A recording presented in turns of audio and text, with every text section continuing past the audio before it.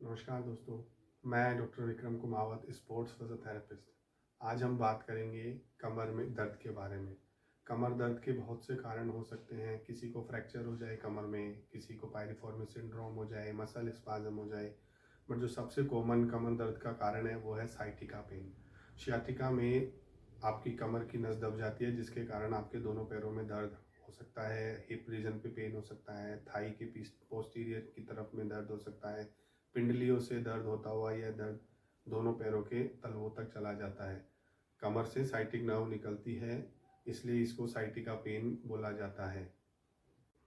Sciatica pen होने के कई कारण हो सकते हैं। जो सबसे कॉमन और मुख्य कारण जो साइटिका का होता है वो है herniation of disc and bulging of disc. इसमें क्या होता है, अपने दो हड्डियों के बीच में एक डिस्क होती है। डिस्क शॉक एब्जॉर्बर का काम करती है और एक कुशन की तरह काम करती है, जो कि मूवमेंट को फ्लेक्सिबल बनाने का भी वर्क करता है। अगर वो डिस्क आगे की तरफ बढ़ जाए और पीछे से साइटिक नर्व निकल रही है, उसके कारण साइटिक नर्व कंप्रेस हो जाए, उसको अपन herniation of disc and bulging of disc कहते हैं। ये सबसे मुख्य कारण होता है साइटिका पेन का। जो अनादर कारण जो साइटिका का होता है वो है केनाल स्टेनोसिस। केनाल स्टेनोसिस में क्या होता है, जो जिस केनाल में साइटिक नर्व चलती है उस केनाल का रेडियस या क्षेत्रफल कम हो जाता है। अगर कम क्षेत्रफल में एक कोई मोटी नस चल रही है तो वो उसके कारण डिस्टर्ब होएगी और पैर में दर्द, सूनापन, झंझनाहट, ये चीज़ें आपको देखने को मिलती है। ये भी एक अनदर सबसे बड़ा कारण है साइटिक पेन का। जो अनदर रीज़न जो साइटिक पेन का है, अगर किसी व्यक्ति को कोई ट्यूमर हो जाए, किसी व्यक्ति को कोई फ्रैक्चर हो जाए जिसके कारण नर्व कंप्रेशन आ जाता है, तो भी साइटिक पेन हो जाता है। अगर आप देखो तो जो मोटे व्यक्ति होते हैं, जो फीमेल्स होती हैं, प्रेग्नेंट फीमेल्स होती है, उनमें ये चीज़ कॉमन देखने को मिलती है साइटिका का पेन, क्योंकि वेट पूरी तरीके से उनका बढ़ जाता है और पोस्चर पूरा चेंज हो जाता है। उसके कारण उनको साइटिका का पेन देखने को मिलता है।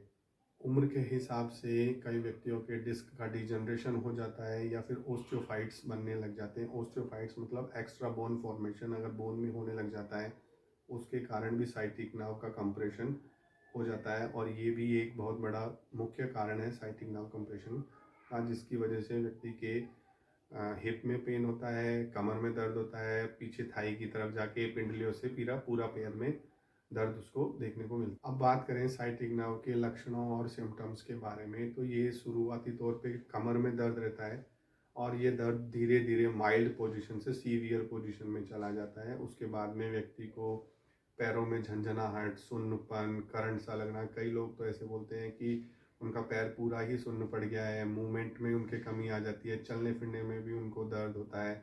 और जब साइटिक नर्व का कंप्रेशन बहुत ज़्यादा बढ़ जाता है तो बाउल और ब्लैडर का जो कॉन्टिनेंस है वो भी उनका डिस्टर्ब हो जाता है, जिसकी वजह से उनको यूरिन का पता नहीं चलता, स्टूल करने का पता नहीं चलता, यूरिन रुक नहीं पाता है। अगर ऐसी सिचुएशन हो जाती है तो साइटिक नर्व बहुत ज़्यादा कंप्रेस हो रही है। अगर साइटिक नर्व कंप्रेस हो रही है तो क्या चीज़ों को करके आप अपने साइटिक नर्व को प्रोटेक्ट कर सकते हैं। तो सबसे बड़ी चीज़ जो साइटिक नर्व में आपको करनी रहेगी, रेगुलर एक्सरसाइजेज। अगर आप रेगुलर वे में कुछ ना कुछ एक्सरसाइजेज अगर साइटिक नर्व में करेंगे तो आपको ये वाली प्रॉब्लम देखने को नहीं मिलेगी। अगर मैं बात करूँ, आपका लॉन्ग सिटिंग आवर्स तक या लॉन्ग स्टैंडिंग तक आपको वर्क करना पड़ता है, तो आपको अपने सिटिंग पोस्चर को थोड़ा सा करेक्ट करना पड़ेगा। अगर आप चेयर पे बैठते हैं लंबे आवर्स तक, तो आपको पूरा अपनी पीठ को चेयर के सपोर्ट रखना होगा और हिप और नीज को पूरा एक लेवल पे रखना होता है। अगर ऐसा करते हैं तो पोस्चर आपका करेक्ट रहेगा, और पोस्चर करेक्ट रहेगा तो साइटिक नर्व का कंप्रेशन बहुत कम और आप उसको कम कर सकते हैं। नेक्स्ट अगर बात करें, अगर आपको लॉन्ग स्टैंडिंग खड़ा रहना पड़ता है, जैसे फीमेल्स को किचन्स में खड़े रहना पड़ता है ज़्यादा देर तक, तो आप एक बॉक्स का यूज़ कर सकते हैं और एक सर्टेन टाइम के बाद में अपनी पोजीशन को चेंज कर सकते हैं और उस पैर को उस बॉक्स के ऊपर रख लेंगे जिसमें कंप्रेशन आ रहा है। आप अल्टरनेटली ये चीज़ करते हैं तो आप अपने साइटिक नर्व के कंप्रेशन को बचा सकते हैं।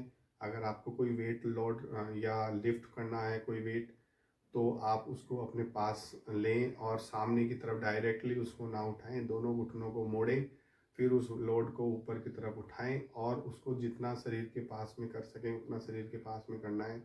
इन चीज़ों को प्रोटेक्ट करके, इन चीज़ों की सावधानियों को रख के आप अपने साइटिक नर्व को कंप्रेस से बचा सकते हैं। अगर इसके लिए बात करें कि क्या डायग्नोसिस प्रोसीजर आप यूज़ कर सकते हैं, तो इसमें एमआरआई होती है, इसमें एक्सरे होते हैं, इसमें ईएमजी होती है, जिनके द्वारा आप डिफरेंट लेवल्स का पता लगा सकते हैं कि एक्सरे में अगर ऑस्टियोफाइट्स बन रहे हैं तो आपको साइटिक नर्व कंप्रेशन हो सकता है, एमआरआई में herniation and bulging of disc आ रहा है, ईएमजी में आपकी नाव में कितनी स्ट्रेंथ है उसको आप देख सकते हैं।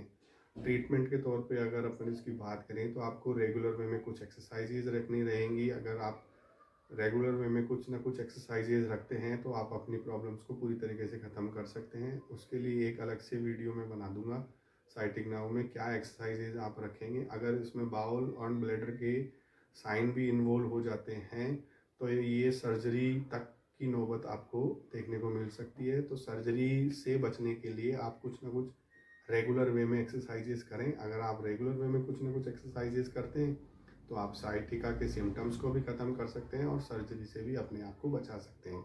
अगर मेरे द्वारा दी गई जानकारी आपको ठीक लगी, अच्छी लगी, तो प्लीज़ लाइक करें, सब्सक्राइब करें एंड शेयर करें। Thank you.